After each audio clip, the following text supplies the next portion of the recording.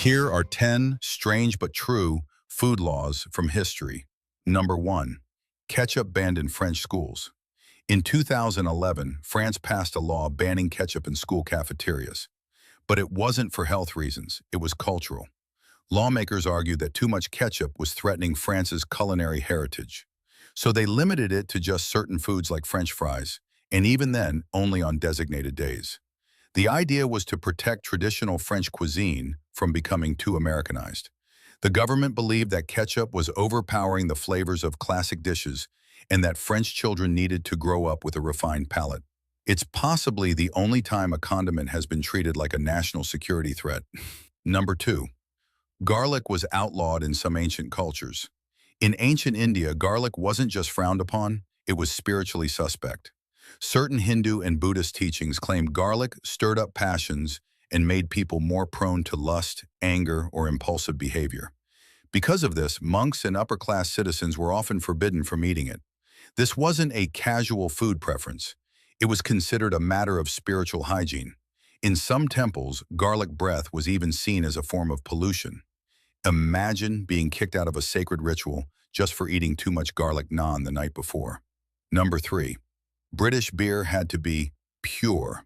During the Middle Ages, beer in England could only contain water, malt, and hops. It was a point of pride and purity. Authorities were so serious about it that breaking the rules could result in fines or worse. If your beer had fruit, herbs, or even too much foam, you were in trouble. This obsession with pure beer wasn't just about flavor, it was about safety. Beer was cleaner than water in many places, and adding strange ingredients could make people sick. Of course, monks were often exempt from the rules, as usual. The religious orders found loopholes and brewed some of the best stuff around. Number 4. Chocolate riots broke out over candy prices. In 1947, just after World War II, chocolate prices in Canada suddenly went up. Kids across the country revolted, literally.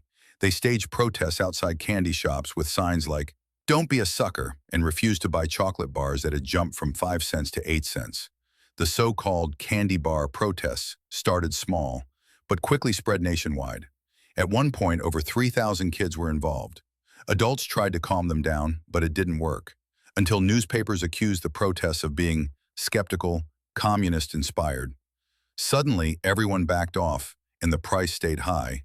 Kids lost the battle, but made history. Number 5. Roman women were banned from drinking wine. In ancient Rome, wine was a man's drink. Women weren't just discouraged from drinking it, they could be severely punished if caught. Some Roman texts describe men divorcing their wives, or even killing them for sipping from a wine jug. One story tells of a husband beating his wife to death and being acquitted. This wasn't about alcohol, it was about control. Roman society believed wine would corrupt women's morality. By banning it, they reinforced patriarchal rules.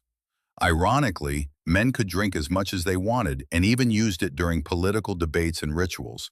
Total double standard, but completely legal at the time. 6. England tried to ban coffeehouses for gossip. In 1675, King Charles II of England issued a royal proclamation banning coffeehouses. His reason? He claimed they were breeding grounds for gossip, sedition, and rebellion. Basically, he thought people were sitting around drinking coffee and plotting against the crown. He wasn't entirely wrong. Coffee houses were where citizens shared news and political ideas. But the public backlash was intense. Within 11 days, the king was forced to withdraw the ban. Turns out people really don't like it when you take away their coffee, even in the 1600s. 7. Meat was illegal in Japan for centuries. Starting in the 7th century, Japan's emperors banned the consumption of meat, especially from four-legged animals like cows and horses. The law was rooted in Buddhist principles of nonviolence and spiritual cleanliness. Eating meat was seen as barbaric and disrespectful to the cycle of life. For over 1,200 years, meat remained taboo. It wasn't until the late 1800s, during the Meiji Restoration, that the law was lifted and people slowly began eating beef and pork again.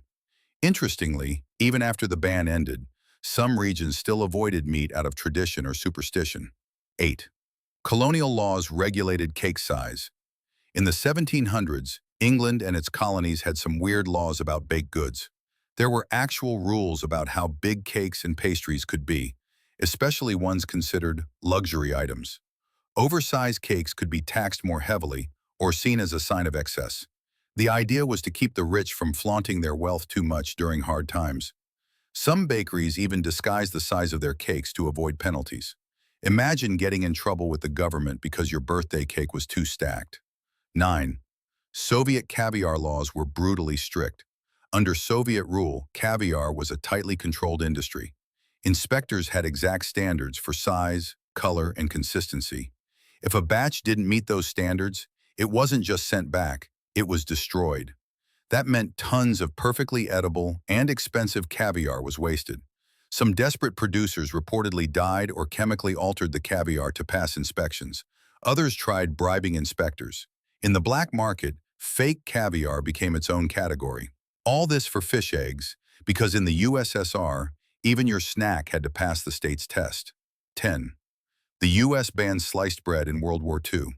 In 1943, during World War II, the U.S. government made a shocking announcement. Pre-sliced bread was banned. The reason? Officials claimed it used too much wax paper and metal from bread slicing. Machines, both considered vital wartime materials. The public was not happy. Letters poured into newspapers complaining about the inconvenience. One woman wrote that she couldn't properly make sandwiches for her children without it. Just a few weeks later, the government caved, and sliced bread was officially reinstated, proving once and for all, some things really are the greatest things since sliced bread. If this list blew your mind, there's plenty more where that came from. Hit follow and keep digging into the past, one strange fact at a time.